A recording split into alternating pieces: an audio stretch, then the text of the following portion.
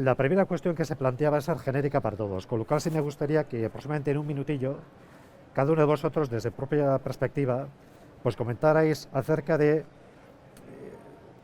cuáles son los impactos de alguna forma que puede generar un proceso de descarbonización, una política de energía y clima en las asociaciones, empresas o en los territorios que representáis, ¿no?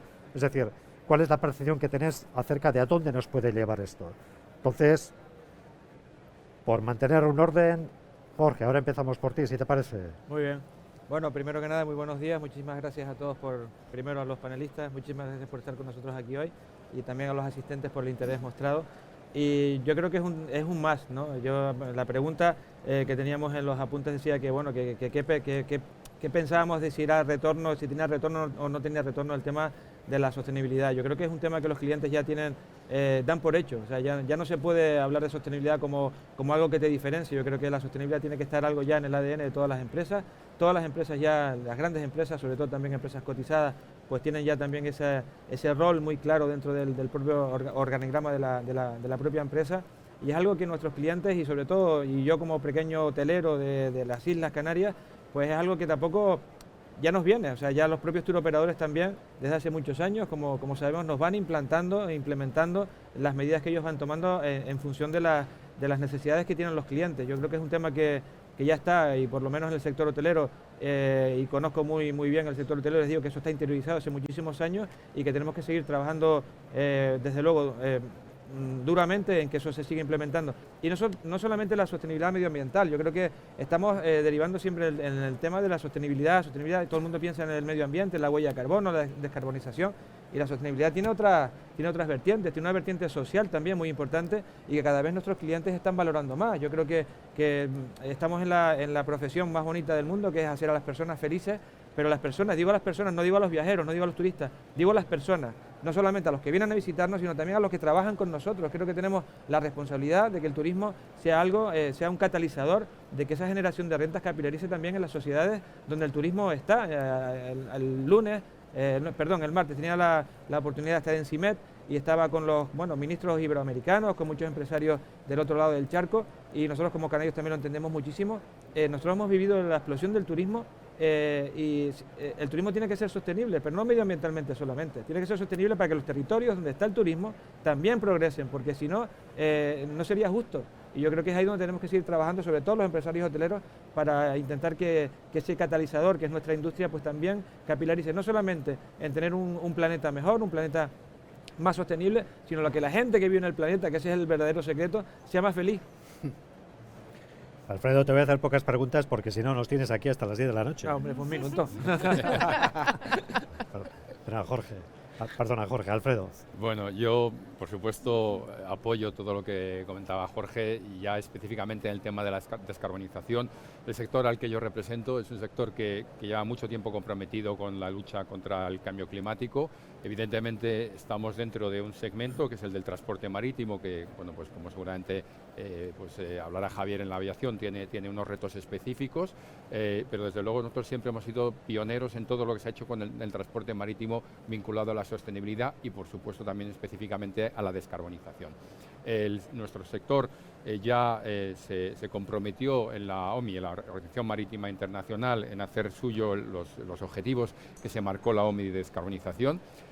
Los paquetes legislativos que están llegando, tanto por supuesto por parte de la Unión Europea como también de parte de algunos territorios en particular, creemos que deberían estar alineados con lo que ya se está haciendo por parte del sector, quizá acelerándolo, pero teniendo en consideración. Lo que sí nos encontramos a veces es una cierta cacofonía. Hay muchas iniciativas, no necesariamente todas adecuadamente coordinadas en nuestra opinión, y eso, más que a lo mejor suponer un acicate, lo que hace es que des un paso atrás y dices, bueno, voy a esperar a ver en qué queda todo esto antes de a lo mejor realizar inversiones. Y es uno de los riesgos que creemos que se puede estar produciendo. Pero desde luego es algo lo que estamos totalmente comprometidos, y desde luego en lo que ya las compañías llevan trabajando y han hecho ya muchas cosas. Lourdes, una visión general. Bueno, nosotros llevamos ya desde el año 2008 aproximadamente trabajando de forma relevante e importante en el ámbito del desarrollo sostenible o de la sostenibilidad. Es verdad que nosotros marcamos una diferencia con respecto quizás a otras compañías hoteleras en el sentido de que lo integrábamos en la visión estratégica de la compañía, porque el objetivo final es al final cambiar y transformar el modelo de negocio de la compañía y ver cómo esa transformación cala desde los 3 puntos de vista, como decía Jorge, es decir, no solamente desde el punto de vista medioambiental, que es una parte importante, porque el turismo tiene el impacto de los fenómenos meteorológicos y del cambio climático, pero realmente también de la parte social. Y como empresa cotizada nos debemos también a la parte de gobernanza. Pero también tenemos que tener en cuenta que cuando hablamos de sostenibilidad empieza por la sostenibilidad la cuenta de resultados de las compañías, y eso es muy importante en un momento que hemos vivido 2 años muy críticos para el sector y a lo que nos estamos enfrentando. No es lo mismo hablar de la sostenibilidad en una empresa que tiene el ámbito europeo, cuando estamos nosotros en 40 países, y esa realidad es muy distinta porque no tienes un entorno regulatorio que se está, digamos, apoyando en esas inversiones. Entonces, tenemos que tener como 2 velocidades, una velocidad que nos exigirá la Unión Europea y como empresa cotizada, y una velocidad que tendremos que de alguna forma impulsar y ser efecto tractor en aquellos otros países donde no estamos. A mí me gusta decir que estamos en un tsunami, y ese tsunami quizás lo estamos adelantando. Yo comparto la reflexión de Asier, que decía, la ambición es el 2050 y estamos queriendo llegar en el 2022 a lo que es la meta objetivo. Señores, vayamos despacio, consolidando el modelo, asegurando que ese modelo cada día de turismo es más sostenible, y poco a poco vayamos alcanzando el objetivo, que es al final reducción de emisiones, y en la ambición que te hayan montado las compañías, entonces ni Siro. Javier y Yaiza, bueno, vosotros ya haced lo que queráis porque los 3 anteriores no me han hecho ni caso, con lo cual... Perdón. Bueno, pues buenos días. En nuestro caso, un poco, yo creo que lo compartimos con el marítimo, somos claramente uno de los sectores de más difícil descarbonización, porque no existe todavía una propulsión alternativa a lo que es el queroseno, ¿no? Pero eso sí, eso nos obedece para que, aunque lo que es las emisiones de la aviación comercial, ¿no?, es aproximadamente el 3% de las emisiones a nivel mundial, la industria tiene un compromiso de aquí a 2050 llegar a tener emisiones netas cero, ¿no? Y ahí un poco lo que decía Lourdes es cierto, en muchos casos hay determinadas cosas que no van a pasar mañana, otras pasarán dentro de 10, 15 años, pero lo importante es la hoja de ruta, ¿no? Entonces, dentro de esa hoja de ruta hay cosas que se pueden hacer a corto plazo, los combustibles sostenibles de aviación son una realidad ya hoy en día, y lo que nosotros un poco creemos que realmente es importante, lo decía Jorge, ¿no?, que la sostenibilidad no solamente descarbonización, está sostenibilidad social, también lo decía Lourdes, es sostenibilidad financiera, y yo creo que hay una cosa, hemos conseguido entre todos hacer que se democratizasen los viajes y hoy en día la gente pues puede viajar y es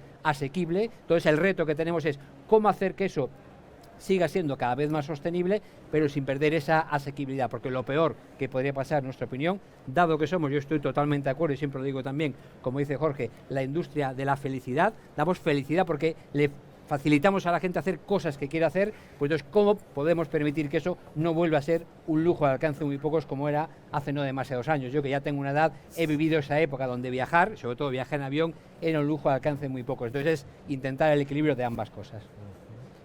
Yaiza, ¿cómo lo ves? Muchas gracias, buenos días y gracias por invitarme a participar en este foro. Coincido pues plenamente con lo que comentaba Jorge sobre la sostenibilidad, también Javier, acerca de las distintas vertientes de sostenibilidad en la que nos tenemos que mover, financiera, social, económica, pero desde luego que yo creo que ya la sostenibilidad, y también por los que me han precedido en la palabra, creo que todos estamos de acuerdo y tenemos un impulso común, no es el objetivo, es una estrategia que ya se lleva implementando desde los distintos sectores donde nos movemos cada uno, y en este caso desde la Consejería de Turismo y del Destino Islas Canarias, forma parte de la estrategia de la acción operativa del destino. Vamos hacia la descarbonización, creemos que es fundamental y sin ir más lejos, ¿no? En este sentido, lo que hemos hecho, por poner 2 ejemplos rápidos de cómo estamos intentando hacerlo en el destino y también cómo lo hemos hecho en Fitur para ir acelerando ese proceso, porque creemos también que desde las administraciones públicas tenemos que ir alineados con el sector privado. En ese sentido es, pues en primer lugar tenemos un proyecto piloto en Turismo de Islas Canarias, en Promotur, en el que hemos aglutinado a 35 empresas del sector turístico para ayudarles, en primer lugar, a medir su huella de carbono, segundo lugar, a elegir medidas a implementar específicas para su reducción y, en tercer lugar, en caso también para poder compensar esas emisiones en caso de que no puedan, a lo mejor quizás ser compensadas en el propio territorio del destino, ¿no? Entonces esto es muy importante de cara a la estrategia en destino y decir que en el segundo semestre del 2022 lo que queremos es abrir ya definitivamente esa aplicación para que todas las empresas del sector turístico canario puedan unirse y hacerlo y que puedan participar de este hecho para ser más competitivos también en el futuro, en el presente y en el futuro, que al fin y al cabo nos acompaña. Y por otro lado, también como hecho puntual queríamos pues trasladar a una de las grandes exposiciones que tenemos, ¿no? Como es la Feria Internacional de Turismo, esta oportunidad y el escaparate que se nos brinda como destino, pues también trasladar esto aquí, en cierto modo, y lo que hicimos fue medir la huella de carbono del stand de Islas Canarias, que les invito a visitarlo, también del todo el traslado de lo que es el equipo de turismo de Islas Canarias hacia aquí, lo que supone conexión eléctrica, consumo eléctrico, transporte, hospedaje, residuos, medirlo y compensarlo. Y compensarlo lo hemos hecho con la plantación de 466 árboles en Canarias, gracias a la Fundación Canaria para la Reforestación, Foresta, en este caso, porque creemos que, si es posible, compensarlo en el destino mejor que en otro lado, y creo que hacia ahí es donde tienen que ir cada uno de los destinos, y por ahí iremos en el futuro. Pues es un buen ejemplo porque, desde luego, a ver, otras administraciones, otros territorios, pues bueno, siempre es bueno fijarse en las cosas que ya están bien hechas, pues a fin de replicarlas, ¿no? Pues muchas gracias, Isa. Una cuestión que tiene que ver con algo básico y fundamental. Para prever, para tomar decisiones, es fundamental contar con información de calidad, ¿no? ¿Vosotros creéis que, en lo que respecta a vuestras competencias y los sectores sobre los que tenéis visibilidad, creéis que el sector, las empresas grandes y pequeñas, tienen suficiente información como para prever qué viene, cómo viene y qué es lo que tendrían que hacer? Entonces, Jorge, tú mismo, ¿tú crees que hay suficiente información o es muy nebulosa? Yo creo que el problema no es la información, el problema es cómo se tamiza la información. Yo creo que ahora mismo tenemos una sobrecapacidad, o sea, una sobreoferta de información, tenemos un montón de indicadores que además los tenemos muy a mano a través de las redes, de internet, etcétera, etcétera. Hay muchos lobbies, muchas asociaciones que generamos datos, y lo que importa es verdaderamente esa materia gris que debe haber detrás para analizar esos datos, porque tener muchos datos es muy importante, pero oye, los datos tienen que servir para un análisis, y es ese talento el que necesitamos en la industria para precisamente utilizar los datos de manera que sirva para tomar decisiones, porque oye, está muy bien, y el otro día presentamos el Smart Observatory en SEAT con la colaboración de PwC, que es un indicador, ¿no?, que nos dice no lo que pasó, oye, lo que pasó está muy bien para aprenderlo, pero lo podemos mirar hoy, lo podemos mirar dentro de un año y estaremos igual, aprenderemos de lo que pasó, pero lo que nos interesa a los empresarios es lo que va a pasar. Entonces yo creo que cada día más el dato es más accesible, pero también estamos volviéndonos un poco locos con respecto a ese volumen ingente de datos, pero no estamos llegando a lo que verdaderamente importa. Lo que importa realmente es el algoritmo que nos explica o que nos da la capacidad de poder tomar decisiones en base a esos datos. Por lo tanto, yo creo que donde tenemos que avanzar, y sobre todo ahora con los fondos de Next Generation, y sobre todo también en la parte que a mí me toca, que es el corporate de la asociación hotelera, es precisamente, tenemos muchos proyectos dentro de SEAT que no solamente hacen que los pequeños, que es lo más importante, porque los grandes los tienen ya, es más fácil, al final es mucho más rápido el conseguir los datos, por las empresas más grandes tienen más recursos. Lo interesante es que los pequeños también puedan tener acceso al recurso, y no solamente al dato, sino también a explotar esos datos, y que en base a eso puedan tomar decisiones de cara al futuro, porque ya ver lo que pasó está muy bien, pero mejor es lo que va a pasar. Tenemos un proyecto en el ITH, y aprovecho también, veo a Javier ahí, al presidente, en el cual ya tenemos 100 PMS de 100 hoteles en Benidorm conectados, interconectados unos con otros. ¿Qué hace? Que esos datos se comparten, y de una manera no transparente, es decir, no se sabe qué hotel, no se sabe tal, pero sabemos dónde está el precio medio, cómo tienen las reservas, cómo tienen vendido el verano. Entonces a ese nivel se pueden utilizar los datos de una manera eficiente, porque datos por tener datos, informes, está muy bien, pero lo que hace falta es que esos datos generen retorno, que es en lo que intentamos ayudar en la manera de lo posible a nuestros asociados. ¿Alguien opina de forma distinta a lo que acaba de comentar Jorge? Porque si todos opináis lo mismo... A ver, yo por supuesto, no es que opine diferente, pero sí aportaría algo quizá un poco distinto, ¿no? Con respecto a la información, yo creo que, por lo menos en mi sector, sí falta una información crucial, que es que no está disponible, y es cuál va a ser el combustible que va a propulsar los barcos, que va a permitir la descarbonización. Y que eso evidentemente no depende de las compañías que operan barcos, depende por supuesto de los fabricantes de motores y por supuesto de las compañías que deberían distribuir ese combustible o esa tecnología que posteriormente propulsará los barcos. Sin esa información, que evidentemente es un proceso que está en desarrollo, pues resulta relativamente más complicado tomar esas decisiones. ¿Cuál será la tecnología? ¿Cómo se distribuirá a todos los puertos del mundo para poder continuar operando? Eso es lo que nos permitirá tomar luego las decisiones que nos garantizarán pues que los cruceros continúan operando. Dicho todo esto, por supuesto no es que estemos parados, hay multitud de tecnologías que están en desarrollo. Creemos que seguramente será una combinación de diferentes combustibles o diferentes fuentes de propulsión, lo que permitirá que los barcos continúen operando, pero también nos falta, por otra parte, más información de cómo el sector público va a apoyar desde un punto de vista de la inversión para conseguir esos objetivos, y por otra parte, pues todos estos cambios normativos, cómo nos van a impactar y cómo van a, o por lo menos no dificultar ese desarrollo. Hay información, falta de información en algunos casos justificada porque la tecnología se está desarrollando, en otros creemos que se podría trabajar mejor. O sea que quizá de lo que comentas, Alfredo, una mayor interlocución entre oferta y demanda tecnológica, y a su vez que la propia administración de alguna forma canalice o engrase, ¿no? Hombre, o bien financiando o propiciando que efectivamente vayan coordinados los dos. Yo creo que el sector privado sí estamos hablando entre nosotros, los clientes con los proveedores de tecnología y de combustibles, pero bueno, todavía falta, es verdad que hay cosas muy recientes, ¿no? Pero que todo encaje. Estupendo.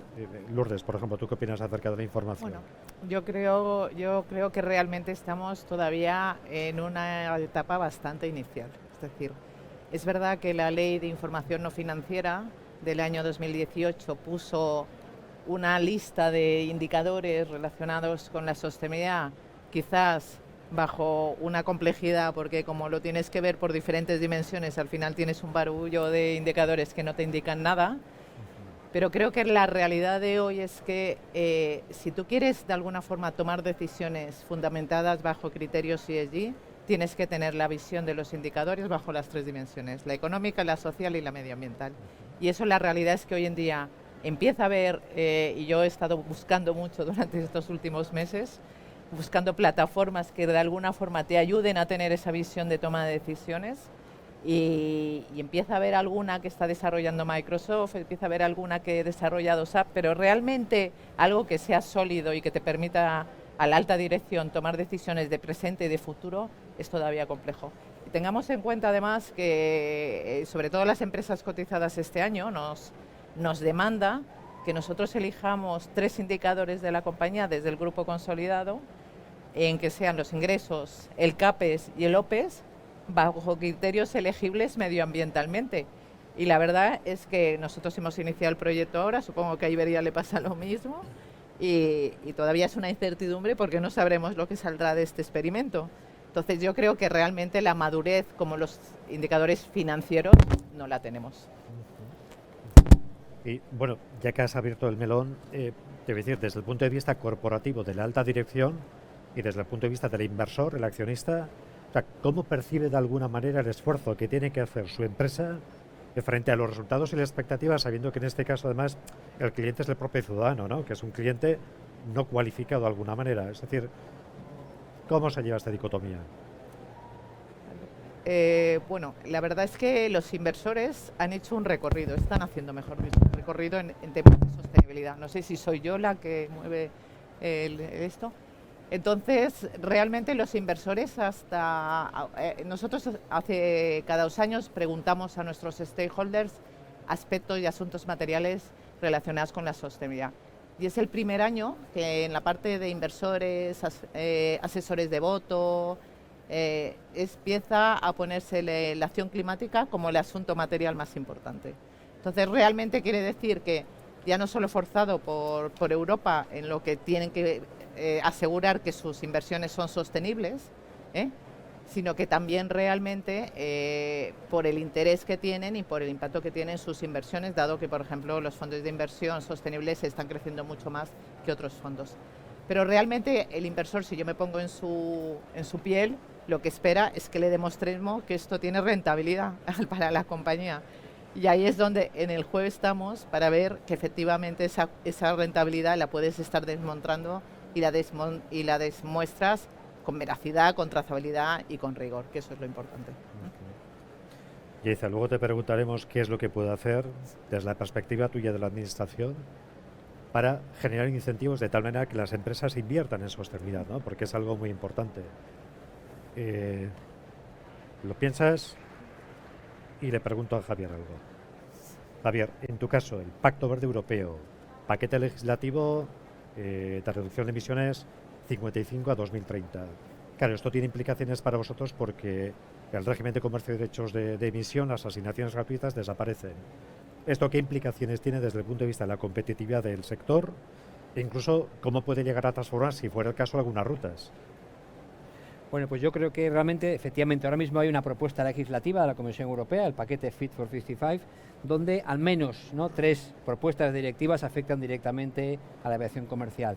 Está el Refuel Aviation, que es el que establece unos mandatos de combustible sostenible de aviación, de SAF, ¿no? Está, por otro lado, la que has mencionado, la reforma de los ETS, que lo que va a hacer básicamente es encarecer estos derechos de emisión.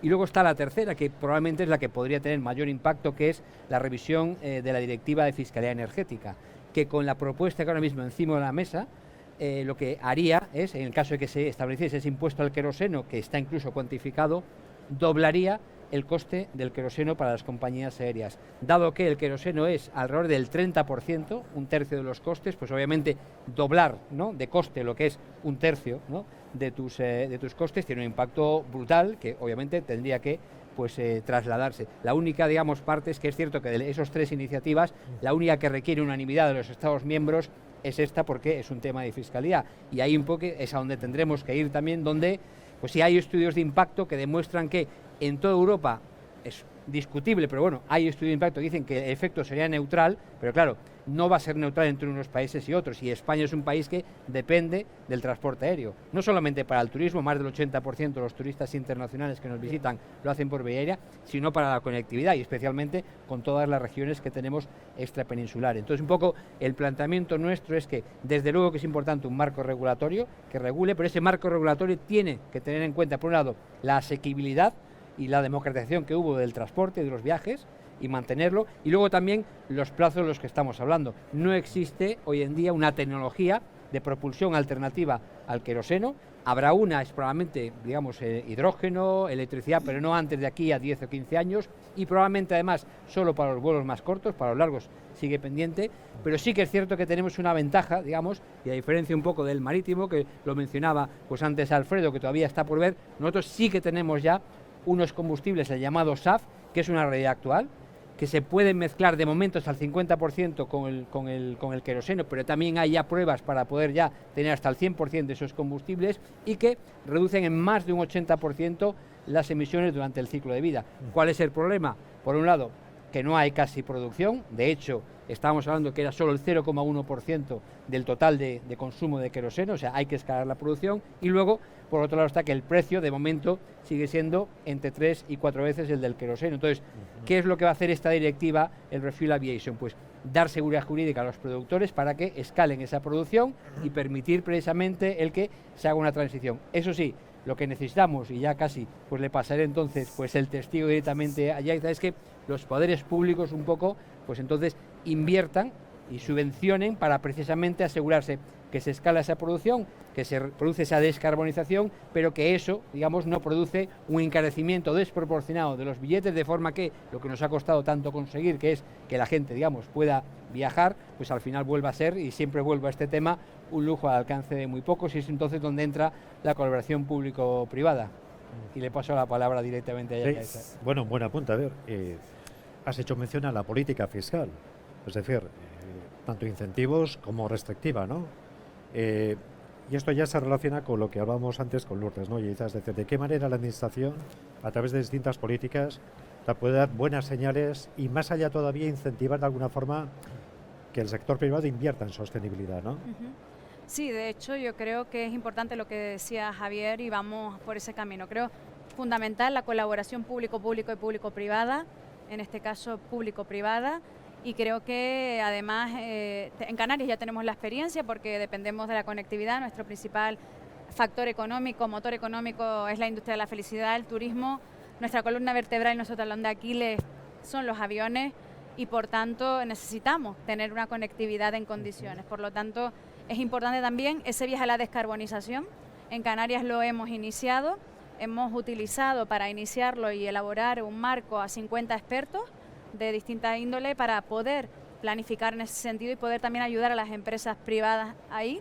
Y también para elaborar, por ejemplo, un plan de subvenciones, antes se llamaba incentivos, ahora subvenciones, a las líneas aéreas teniendo en cuenta estas circunstancias, porque es fundamental, primero, para por luchar contra el cambio climático y favorecer la descarbonización, y en segundo lugar, para democratizar, como decía muy bien Javier Gándara, los viajes, que no sean una cuestión de lujo el vuelo, sino que todo lo contrario, que podamos seguir disfrutando de eso y además contribuyendo, ¿no?, a la lucha contra el cambio climático. Y eso las administraciones lo pueden hacer vía subvenciones a plazas aéreas, ya lo hacemos de forma normal, con presupuestos, se sacan convocatorias, dependiendo pues de los importes, etcétera.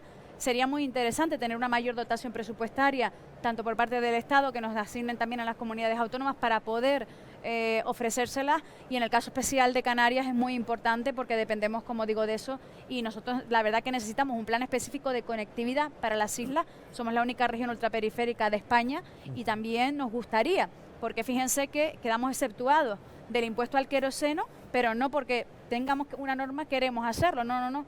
Es decir, estamos exceptuados, pero nuestra voluntad, queremos luchar contra el cambio climático, queremos apostar por la descarbonización, queremos ayudar al sector privado, porque también eso implica mayor riqueza para nuestro territorio, mayor soberanía, y sabemos que esta es una de las vías. Por lo tanto, nosotros lo tenemos claro desde Canarias y en ese sentido intentaremos articular las propuestas de aquí en adelante. Y también me gustaría retomar brevemente en un minuto la importancia del dato, porque creo que no es baladí, y complementando también un poco lo que decía Jorge, es importante el dato correcto, porque el dato correcto es oro.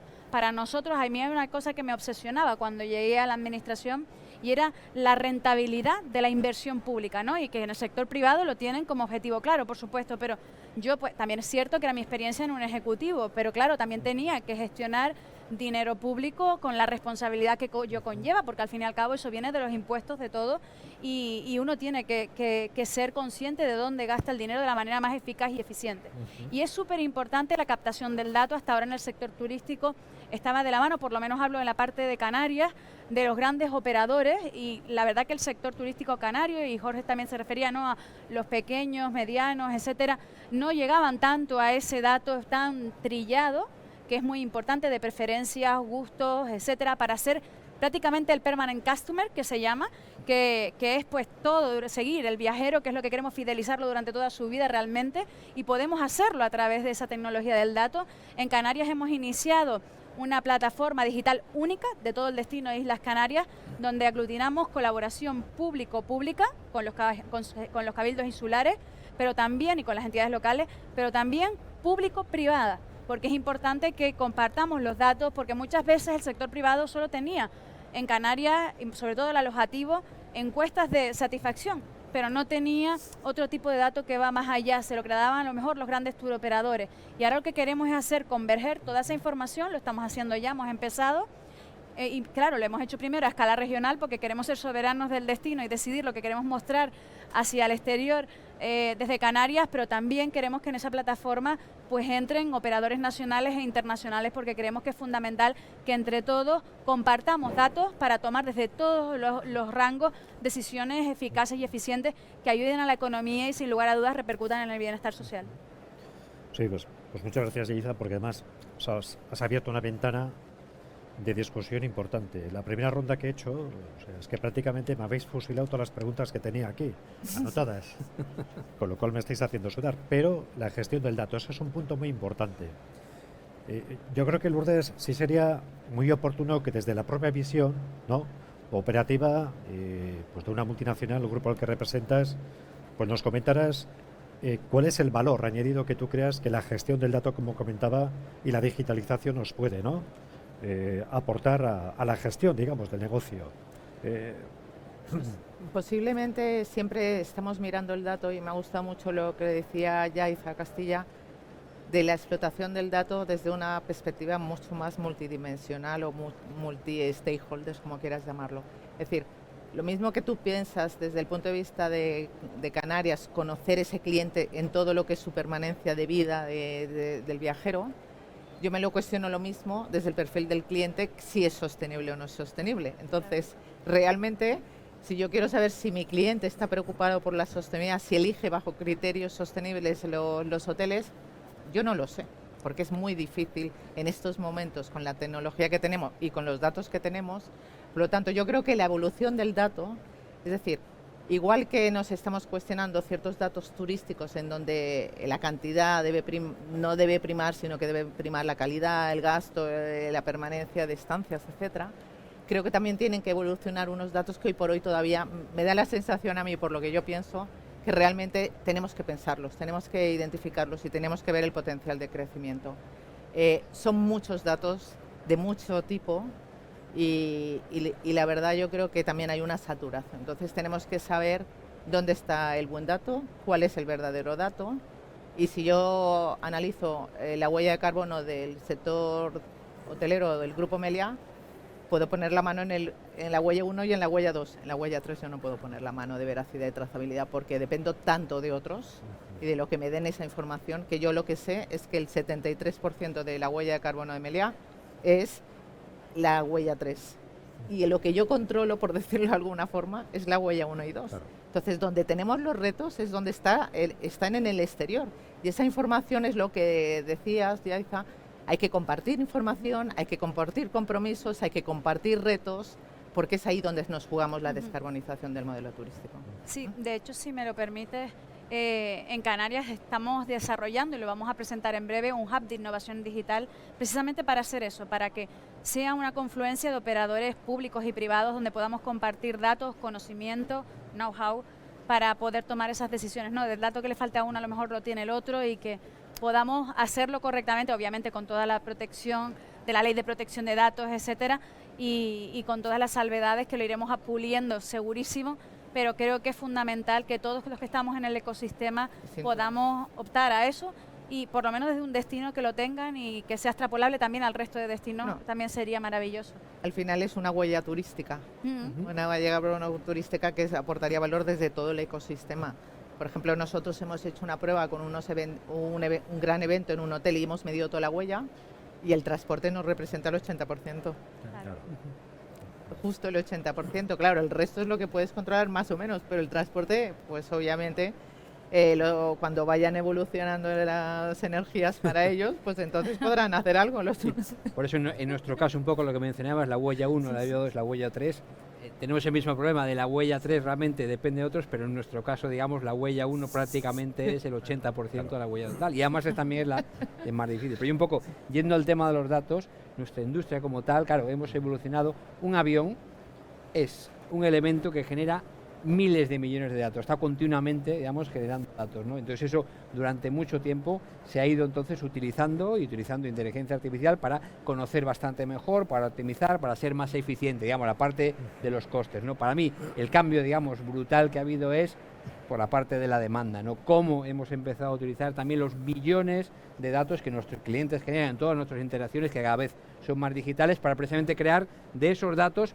información, conocimiento, porque al final lo importante no son los datos, es la información, el conocimiento que generas con todo eso. Y luego una tercera dimensión que nosotros estamos luchando es con, y hablando de la descarbonización, con, digamos, superar, digamos, el mito de las ocurrencias, ¿no?, o de las percepciones, ¿no? Entonces, claro, desafortunadamente somos un sector de perfil alto, porque todo el mundo vuela, afortunadamente, y todo el mundo tiene una oportunidad. Yo siempre lo digo, y perdón, Alfredo, aunque, por ejemplo, representamos, en cuanto a las emisiones, lo mismo que el marítimo, 3%, pero vamos, estás viendo continuamente, ¿no?, noticias de la aviación, hay movimiento de vergüenza de volar, y sin embargo, digamos, un sector como el marítimo, pues no tiene esa misma visibilidad. Entonces, para nosotros es importante precisamente luchar con datos y con información de las percepciones. Y hablando de la descarbonización, nosotros siempre lo decimos, en nuestro caso es un reto global y complejo, Y como tal, ese tipo de retos no suelen aceptar soluciones sencillas y locales, ¿no? Entonces, por ejemplo, ocurrencias del tipo, no, la solución es el tren de alta velocidad, ojalá fuese tan fácil de descarbonizar el sector de la aviación con simplemente reemplazar todo por tren de alta velocidad. Desafortunadamente es bastante más difícil. Y jugará un papel, ¿no? Pero, desde luego, yo creo que es importante pasar, digamos, del dato de la ocurrencia individual al conocimiento y la información, y entonces, en base a la información, tomar decisiones un poco racionales. Sí, sin duda, o sea, coincido contigo y gracias por los apuntes, Javier. No sé si desde el auditorio tenéis alguna cuestión, alguna pregunta que quisierais formular. ¿Podéis levantar la mano? Bueno, pues entonces, si no hay ninguna cuestión, no veo ninguna mano levantada, yo sí tengo una última cuestión que me gustaría plantearos y tiene que ver, no hemos tocado de forma suficiente el consumidor y la digitalización. Es decir, hasta ahora ya hemos visto que el consumidor al final es una persona que no valora especialmente, ¿no?, el aporte de sostenibilidad, sino que valora otro tipo de cosas. Pero ¿cómo pensáis que puede evolucionar el cliente, el consumidor, en un escenario a 10, 15 años vista, sabiendo que al final va a ser un consumidor digital, ¿no? Es decir, ¿cómo veis ese equilibrio y cómo creéis que se puede proyectar el negocio? 2 intervenciones y con esto terminamos. Yo no coincido contigo en lo que acabas de decir. Yo creo que el consumidor sí valora la sostenibilidad. Otra cosa es que esté dispuesto a pagar más o menos por eso. Pero yo creo que todos coincidimos, ¿no? Todos los consumidores y sobre todo nuestros clientes, y en Canarias, sobre todo del norte de Europa, valoran muchísimo eso, mucho antes que nosotros. Van por delante nosotros en ese tema bastantes años. Yo creo que sí lo valoran, y lo valoran profundamente. De hecho, la propia Turoperación, quien es quien primero nos ordena, lleva muchos años incidiendo en este tema. Otra cosa diferente es que estén dispuestos a pagar más o menos para ir a un hotel que cobre más caro por tener implementadas soluciones, ¿no? Pero yo creo que es ahí donde tenemos el gran reto de hacerles ver el valor añadido que esto supone. Lo tienen claro, lo que hace falta es que también entiendan que eso conlleva un coste y que estén dispuestos a pagar por ello. Y a la pregunta de antes, y perdóname solo un segundo, está claro que el mejor recurso es el que no se consume. O sea, que tenemos que primero gastar menos o recurrir menos al recurso, pero también está la materia de la compensación, la sostenibilidad, que como decíamos, Canarias no podría vivir sin el transporte aéreo. No podemos decir que ahora porque el miedo a volar o porque ¿qué hacemos los canarios entonces? Volvemos de nuevo, también tendríamos que transportar las materias del sector primario en barco, o sea, también habría una huella importante. Lo que tenemos que hacer es compensar, y para eso hay proyectos, y bueno, en Azotel, en Tenerife, tenemos un proyecto muy interesante que es una planta fotovoltaica por parte de los hoteleros, y en la última feria de Londres, en la World Travel Market, mi sorpresa fue que en las reuniones mantenidas con todos los turoperadores, todos hablaban, antes hablábamos de precios, de tal, ahora todo el mundo habla de sostenibilidad. Cuando les comentamos la iniciativa, los turoperadores, las líneas aéreas, quieren participar en nuestro destino turístico de estas iniciativas para compensar su huella también del viaje. Esto es muy interesante. Tenemos, como decía Yaisa, tenemos que colaborar. Esto no es un tema de los hoteleros o un tema del cliente o un tema de las aerolíneas, esto es un tema de todo, esto es un tema del turismo. Y entre todos tenemos que dar una solución, y yo creo que soluciones de este tipo tienen que ser fomentadas por la administración pública y sobre todo con mucho ímpetu por parte de la parte privada. Desde luego, los hoteleros no somos sospechosos de que no estemos de hace muchísimos años invirtiendo mucho CAPEX, mucho dinero en este tema, porque lo creemos de verdad importante para nuestros clientes y para nosotros mismos, porque al final... Jorge, te lo agradezco porque matizo la pregunta entonces, que tenías toda la razón.